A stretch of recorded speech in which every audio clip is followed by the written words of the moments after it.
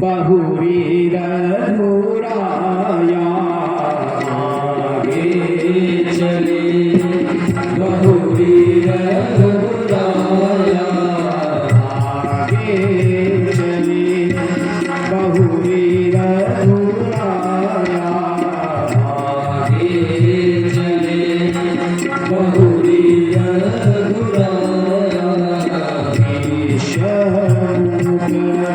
पर्वत नियराया विषमुख पर्वत नियराया तारा सजीव सहित सूर्या तारा सजीव सहित सूर्या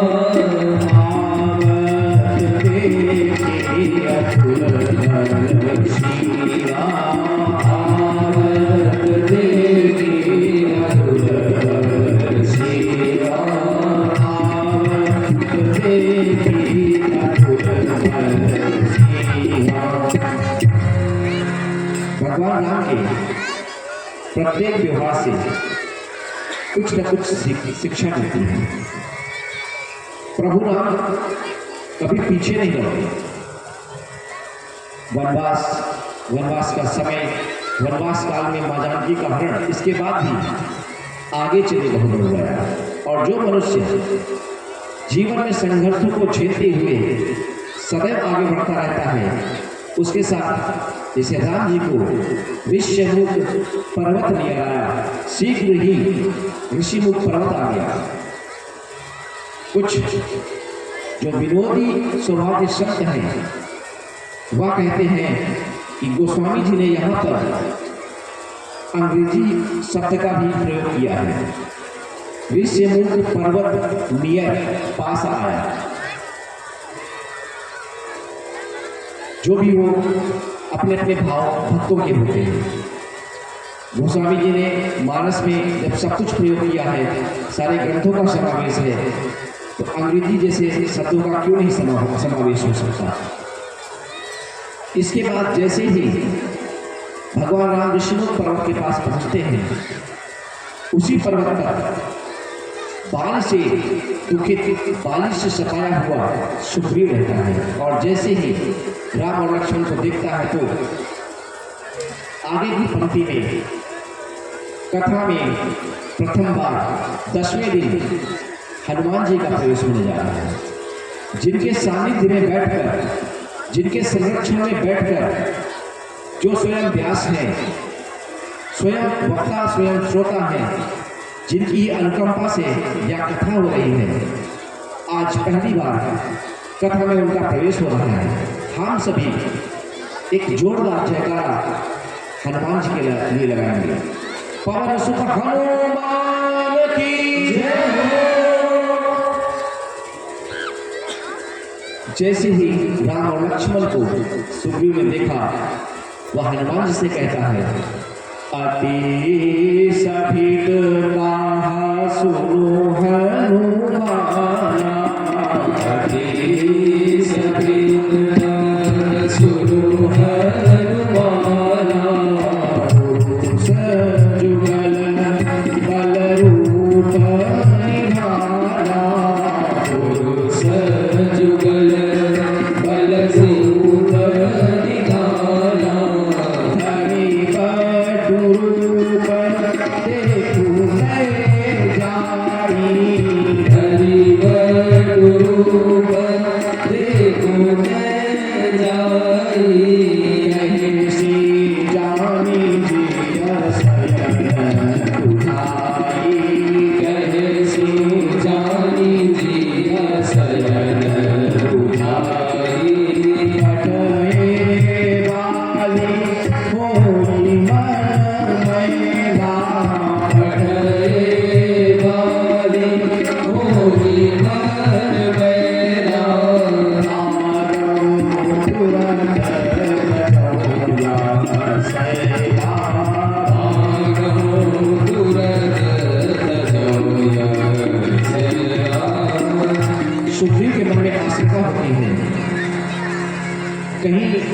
इन दोनों को मेरे भाई बाली को नहीं भेजा मेरा वध करने के लिए, इसलिए हनुमान जी से कहते हैं आप ब्राह्मण का धारण करके जाएं, पूरा भेद लें। अगर इनको बाली ने भेजा हो तो नेत्र के इशारे से ही मुझे संकेत कर देना, मैं यह पर्वत त्याग दूंगा। हनुमान जी विप्र के रूप में राम जी के पास आते हैं और प्रणाम करके राम जी से पूछते हैं आप कौन हैं? श्याम और गौरवर्ण के हैं। दिखने में तो आप तपस्वी की वेशभूषा में हैं, परंतु शरीर से क्षत्रिय लग रहे हैं। यहाँ की भूमि कठिन है और आपके पद अत्यंत कोमल लग रहे हैं। आप कौन हैं? मुझे तो लग रहा है कि जग कारण कारण भव भंजन धरणी भार की तुम अखिल भुवनपति वीर मनुज अवतार। क्या पूरे ब्रह्मांड के मालिक ब्रह्म ने अवतार लेके चरित्र करने आए हैं? इस पर राम जी अपना परिचय, जो मुख्य परिचय है, गुप्त रखकर अयोध्या का परिचय देते हैं। मैंने पहले भी कहा, आज फिर कह रहा हूं, रामचरितमानस जीवन की आचार संहिता है। मानस का प्रत्येक व्यवहार, प्रत्येक कार्य एक शिक्षा देकर जाता है। यहाँ यह शिक्षा मिलती है कि जब कभी भी हम किसी को अपना परिचय दें तो अपना मूल निवास, अपने पिताजी का नाम, तत्पश्चात अपना नाम। मानस में जहां कहीं भी परिचय देने की बात आई है तो सबसे पहले वास, पिता का नाम और खुद का नाम। यहाँ राम जी के परिचय देने की शैली देखिए। कौशलेश दशरथ के जाए, कौशलेश दशरथ के जाए, आपके तो वचन मानी बन आए, आपके तो वचन मानी बन आए। राम राम लक्ष्मण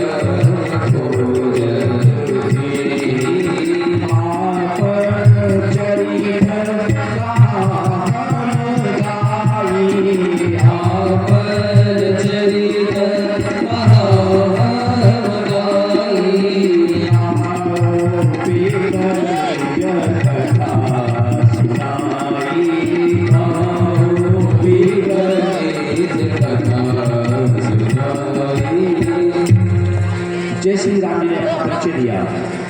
हनुमान जी प्रभु को पहचान गए और राम जी के चरणों में गिर गए।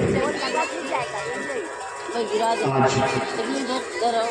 जो भक्त वत्सल कहलाते हैं उनके चरणों में हनुमान जी गिरे पड़े हैं, परंतु राम जी उठा नहीं रहे। हनुमान जी स्वयं उठते हैं और कहते हैं प्रभु मैं तो मायावश के वशीभूत हो गया था, आपको पहचान नहीं पाया, परंतु क्या आप भी मुझे नहीं पहचानते? अभी भी राम जी कुछ नहीं बोलते हैं। इसके बाद जब हनुमान जी अपने वास्तविक रूप में आते हैं और प्रभु राम के चरणों में गिरते हैं। अब राम जी हनुमान जी को उठाकर हृदय से लगा लेते हैं। तब रघुपति उठाए उर लावा, तब रघुपति उठाए उर लावा, लोचन जल सींचे जुड़ावा, निज लोचन जल सींचे जुड़ावा, सुनी कपिजिय मानसी जनिमुना, सुनी कपिजिय मानसी जनिमुना, गए राम प्रिय लक्ष्मण गए दूना, गए राम प्रिय लक्ष्मण गए दूना, गए राम प्रिय लक्ष्मण गए दूना। कहीं न कहीं हनुमान जी और राम जी के मिलन के समय में कपट का वेश आने आ रहा है। भगवान कहते हैं सन्मुख हो जीव मोह जनी, जन्म कोटि अग्नासम सत्संग। मनुष्य सब कुछ छोड़कर जब मेरे सामने हो जाता है तब उसके करोड़ों करोड़ों पापों को भी मैं नष्ट कर देता हूँ। परंतु आज हनुमान जी पितृ के वेश में थे, कहीं न कहीं वह कपट का भेष था, इसलिए राम जी उठा नहीं रहे थे। और जैसे ही हनुमान अपने वास्तविक रूप में आते हैं, प्रभु उठाकर हृदय से लगाते हैं, नेत्र शीतल हो जाते हैं और प्रभु कहते हैं तुम और कुछ न सोचो, तुम तो मुझे लक्ष्मण के समान प्रिय हो। और जब प्रभु को हनुमान जी अपने अनुकूल देखते हैं तो सुग्रीव की बात बताते हैं कि प्रभु सुग्रीव पर्वत पर रहता है, वहाँ आपका दास है, आप चले उससे मैत्री करें। कुछ ही समय में दास से मित्र यह कैसे संयोग। लक्ष्मण जी कहते हैं अभी कह रहे हो कि वह दास है और मैत्री करने की बात करते हो कि दास से मित्रता कैसी। तो हनुमान जी कहते हैं मैं अपने निजी व्यक्तिगत स्वार्थ के लिए ऐसा कह रहा हूँ कि अगर सुग्रीव दास से उठकर मित्र बन जाएगा तो दास का पद खाली हो जाएगा और उस दास के पद पर मैं बैठ जाऊंगा। इसके बाद हनुमान जी ने राम जी को और लक्ष्मण जी को अपनी पीठ पर बिठाकर सुग्रीव के पास ले जाते हैं और वहां पर अग्नि को साक्षी मानकर राम जी की और सुग्रीव जी की मैत्री होती है। इसके बाद प्रभु पूछते हैं कि आप जंगल में क्यों रहते हैं। बाली के द्वारा किए गए कार्यों को सुग्रीव बताता है। राम को अपना दुख छोटा और सुग्रीव का दुख बड़ा लगता है और राम जी सुग्रीव से कहते हैं सुनो सुग्रीव मारी हो बाली कही बार ब्रह्मरूप शरणागत हो गए न उबरहि प्राण। सीता जी के द्वारा गिराए हुए वस्त्रों को भी सुग्रीव दिखाते हैं, राम जी पहचान जाते हैं। इसके बाद जब बाली को मारने की प्रतिज्ञा राम जी कर लेते हैं, अभी भी सुग्रीव के मन में राम जी को लेकर संदेह है। वह सप्तताड़ दुग्धी अस्थियों को दिखाता है। राम जी एक ही बाण में सप्तताड़ों का भेदन और दुग्धी अस्थि को बहुत दूर फेंक देते हैं। अब जब सुग्रीव सोचता है कि राम जी बाली का वध कर देंगे तो सुग्रीव के मन में बाली के प्रति थोड़ा थोड़ा प्रेम जागृत होता है। वह कहता है कि मैं संन्यास नहीं लूंगा, क्या है इस माया में। परंतु राम जी की प्रतिज्ञा थी। राम जी जानते हैं जो भय से भक्त बनता है वह देर तक भक्त नहीं रहता। कुछ ही समय में जैसे ही भय समाप्त होता है, भक्ति का भूख सर से उतर जाता है। बाली से युद्ध के लिए सुग्रीव को प्रेरित करती है। प्रभु राम सुग्रीव को बाली के पास भेजते हैं। अभी भी बाली के सुग्रीव के मन में बाली के प्रति प्राण प्रेम है और राम जी का एक सिद्धांत है कि जिस कुल में एक भी भक्त होता है उस कुल का वह अहित नहीं करते। और जब सुग्रीव बाली के पास जाता है, युद्ध के ललकारता है, तो बाली एक मुष्टिका का प्रहार करता है जिससे सुग्रीव बेशुद्ध हो जाता है और भागकर राम के पास आता है और राम से कहता है, मैंने जो कहा रघुबीर कृपाला, मैंने जो कहा रघुबीर कृपाला, भूल होई मोर जाहराला, भूल होई मोर जाहराला। अब यहाँ पर सुग्रीव जी के शब्दों पर ध्यान दीजिए। सुग्रीव कहते हैं, प्रभु मैंने जो पहले कहा था कि बाली हमारा भाई है वह मिथ्या था। बाली हमारा भाई नहीं, काल है और काल शत्रु के समान होता है। अब राम जी को मौका मिल गया। राम जी पहली बार में ही बाली को मार सकते थे, परंतु वहां पर राम जी का नियम भी उठ जाता है। इसके बाद राम जी ने सुग्रीव के मस्तक पर हाथ फेरा, उसके शरीर की पीड़ा दूर हुई, अपनी माला उतारी और सुग्रीव के को पहना दी। राम जी बोलते हैं, आप दोनों एक ही स्वरूप के हैं, मुझसे धोखा हो गया, पहचान नहीं पाया, इसलिए बाली को नहीं मारा। अब जाओ युद्ध करो जाके। इधर बाली जब पहुंचता है, युद्ध करने लगता है, तो राम जी बाली के सीने में बाण मार देते हैं। कुछ लोग प्रश्न करते हैं कि पेड़ की ओट से भगवान ने बाली को मारा। व्यवहार की दृष्टि से अगर देखा जाए तो क्या बाण का संधान या प्रयोग करके आप सभी देख भी लेना कि क्या बाण का संधान वृक्ष के पीछे छिपकर किसी के हृदय में प्रत्यक्ष किया जा सकता है। रामचरितमानस में भी कहीं इसका उल्लेख नहीं है कि राम ने पेड़ों के पीछे छिपकर बाली को मारा।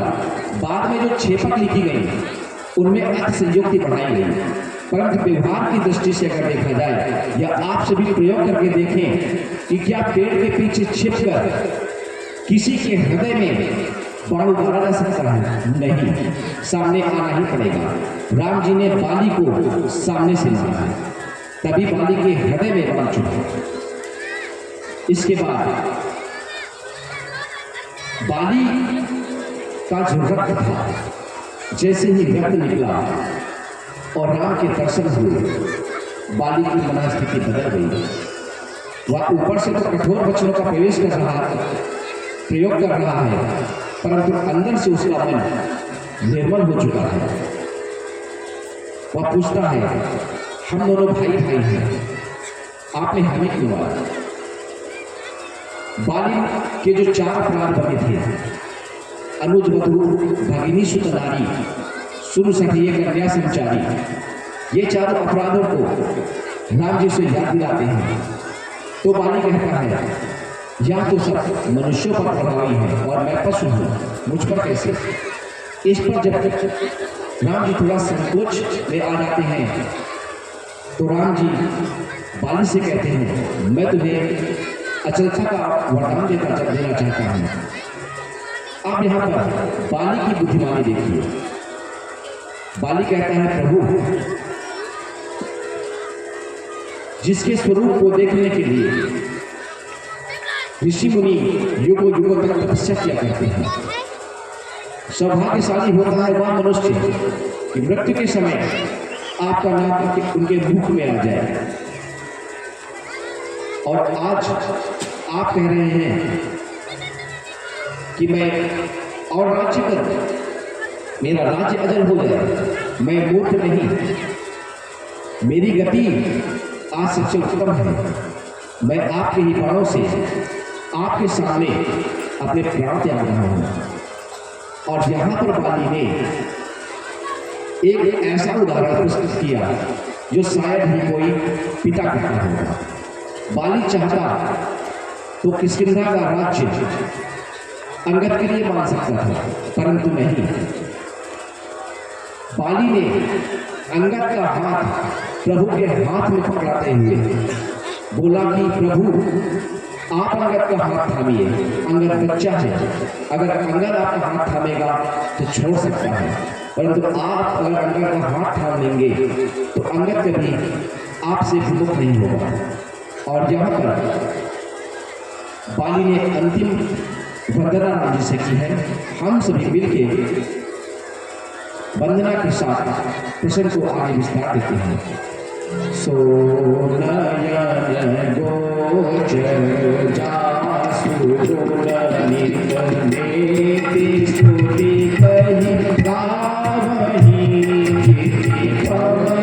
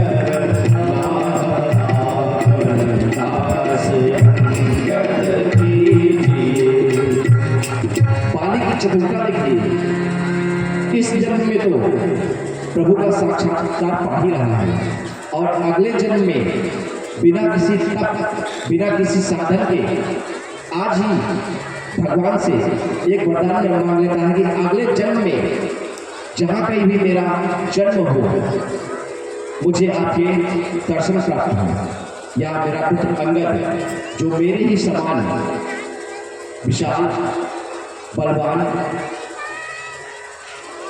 सारे आदर्शों का पालन करता है, इसको आप अपने सानिध्य में रखें, इसका हाथ पकड़े और अपना दास बनाए। इसके बाद बाली प्राण त्याग देता है, और बाली के प्राण शरीर से ऐसे निकलते हैं जैसे किसी सांप को माला पहना दी जाए।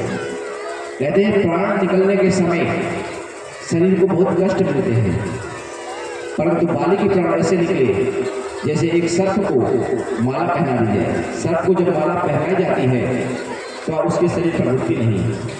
इसके बाद तारा व्याकुल होकर आती है, तारा को ज्ञान का उपदेश देकर विदा करते हैं।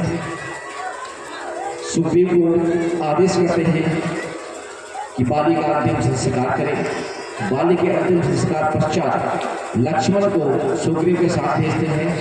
किष्किंधा का राजा सुग्रीव को और युवराज पद पर अंगद को नियुक्त किया जाता है, और प्रवर्सन पर्वत पर जहाँ पर पहले से ही देवताओं ने भगवान को रुकने के लिए गुफा तैयार कर रखी है, भगवान वहाँ पर विश्राम करते हैं। यहाँ से चतुर्मास बरसात का समय आरंभ होता है, और अपने यहाँ कहा गया है कि बरसात के समय में यात्राएं नहीं की जाती। सारे ऋषि मुनि आज भी चतुर्मास एक स्थान पर रुककर ही बिताते हैं। भगवान राम भी चतुर्मास बिताने के लिए प्रवर्सन पर्वत पर बनी गुफा में विश्राम करते हैं। अगर आप सभी का आदेश हो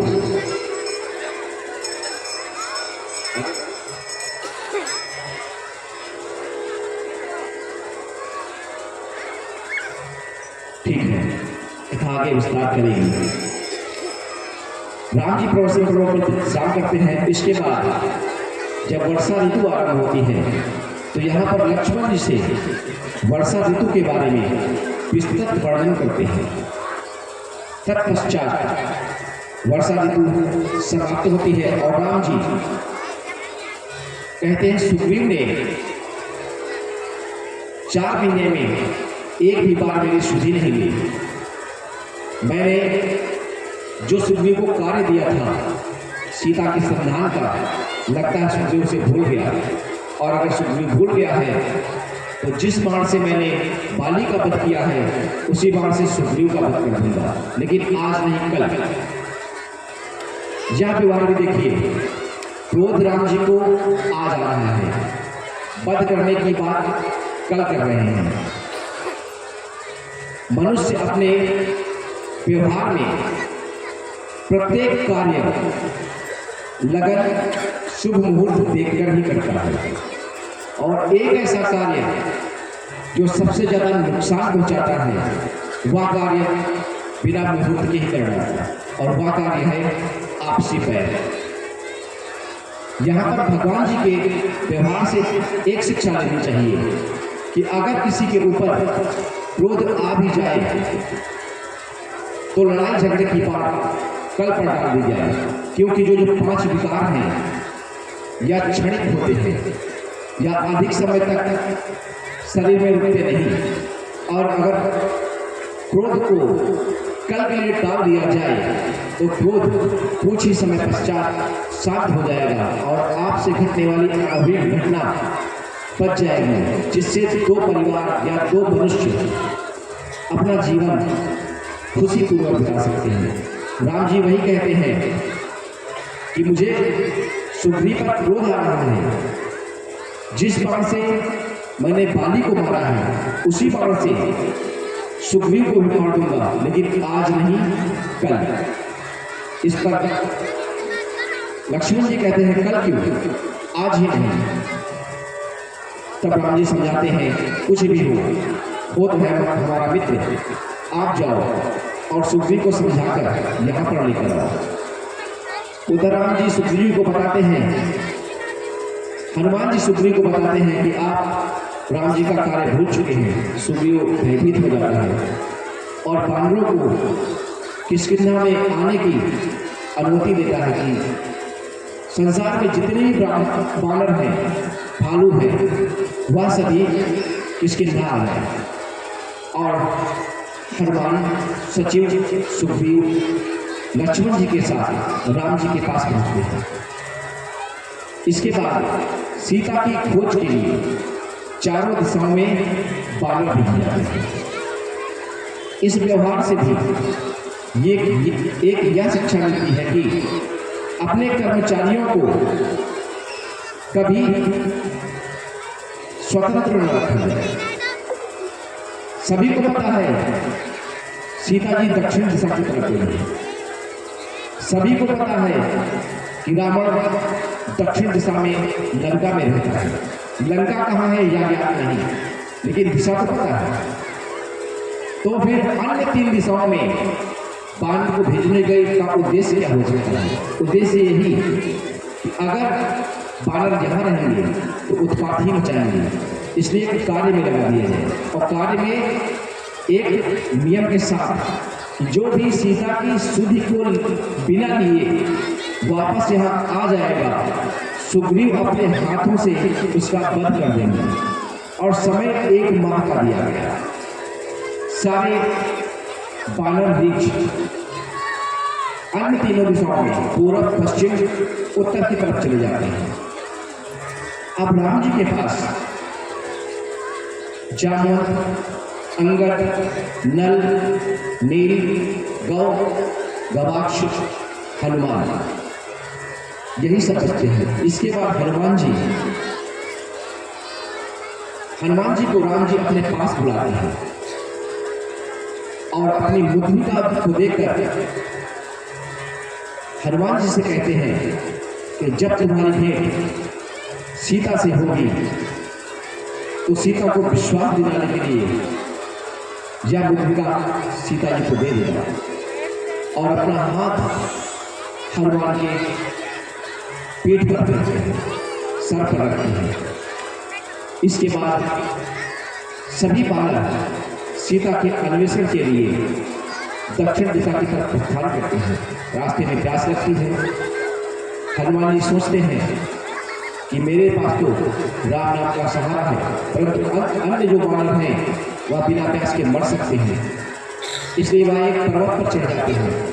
उन्हें एक गुफा दिखाई देती है जिसके अंदर से कुछ पक्षी बाहर आ रहे होते हैं। हनुमान जी जान जाते हैं कि इस गुफा में जल है। हनुमान जी जब अन्य बालकों को लेकर उस गुफा में पहुंचते हैं तो उस गुफा में एक देवी मिलती है। देवी से हनुमान जी अपना पूरा परिचय बताते हैं। इसके बाद वह देवी कहती हैं कि आप सभी फल खाइए, जलपान करिए और आंखें बंद करके बैठ जाइए। आप जैसे ही आंख खोलेंगे आपका कार्य सिद्ध होगा। परंतु यहाँ पर बानर की चंचलता वह ज्यादा देर तक आंख बंद नहीं कर सकता। अगर यहाँ पर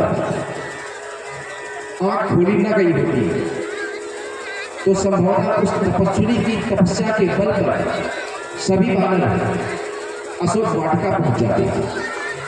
परंतु चंचल मन के कारण जैसे ही नेत्र खोलते हैं अपने आप को सभी समुद्र के तट पर पाते हैं। विशाल समुद्र 100 योजन का उल्लंघन कौन करे, सभी चिंता में बैठ जाते हैं कि अब तो मृत्यु होनी ही है। यहाँ पर जामवंत जी सभी को समझाते हैं। तभी जटायु का भाई संपाति वह सोचता है कि आज भगवान ने मेरे लिए एक साथ कितना भोजन भेज दिया, मैं कितने दिनों से भूखा हूं। इस पर अंगद जी कहते हैं, धन्य है जटायु जिसने राम जी के लिए अपने प्राण त्याग दिए। और हम सभी जब रामदास के लिए निकले हैं तो एक यह संपाति है जो हमें खाने की बात कर रहे हैं। जब जटायु का नाम संपाति के कान में पड़ता है तो वह जटायु के बारे में पूछता है और बानर जटायु के बारे में बता देते हैं। तब संपाति कहता है कि मैं और जटायु भाई भाई थे। एक बार सूर्य के पास पहुंचने के लिए हम दोनों में होड़ लगी। जटायु जब सूर्य के तेज से तपने लगा तो वह नीचे आ गया और मैं अभिमान के कारण ऊपर उठता गया। मेरे पंख जल गए, मैं भूमि पर आकर गिर गया। परंतु चंद्रमा नाम के किसी ने मुझे आशीष दिया कि जब सीता अन्वेषण में बानर यहाँ पे आएंगे और आप उन्हें सीता का पता बताओगे तब तुम्हारे नए पंख आ जाएंगे। इस पर संपाति कहते हैं, मैं देखूं तुम नाही गिरहि दृष्टि अपार, बूढ़ भयं नत करत्यूं कछुक सहाय तुम्हार। तो सभी पूछते हैं क्या देख रहे हो और क्या सहायता करना चाहते हो।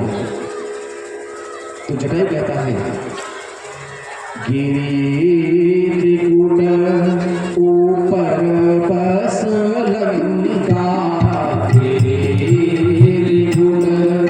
ऊपर बस लंका, ऊपर बस लंका, ऊपर बस लंका।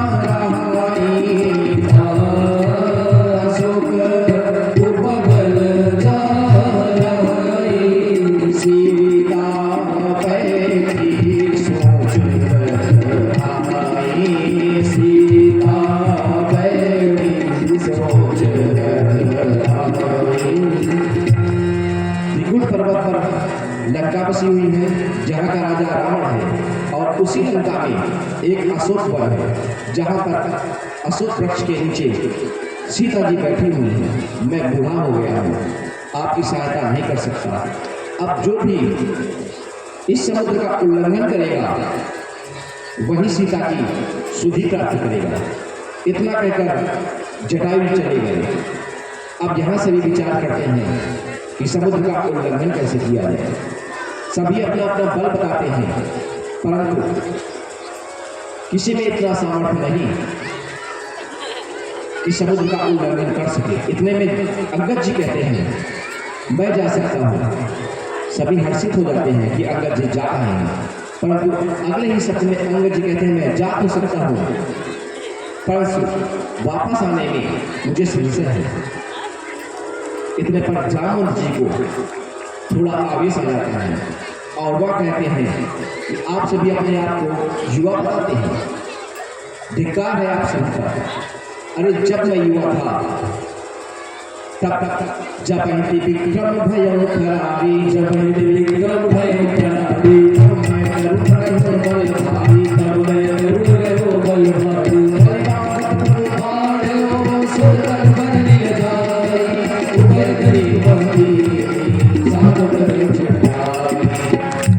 अंगद जी कहते हैं आप कहते हैं कि मैं युवा हूँ, धिक्कार है आप युवा हैं।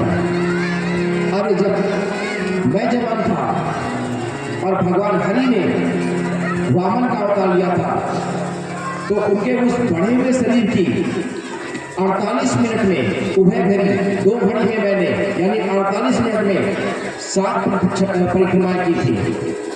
आप सभी अपने आप को बलशाली बताते हैं। इसके बाद सभी हनुमान जी को खोजते हैं कि हनुमान जी कहाँ हैं। वहाँ मिले तो शायद कोई काम नहीं। और देखा जाता है कि हनुमान जी एक कोने में बैठकर राम सिया राम सिया राम सिया राम राम राम सिया राम सिया राम सिया राम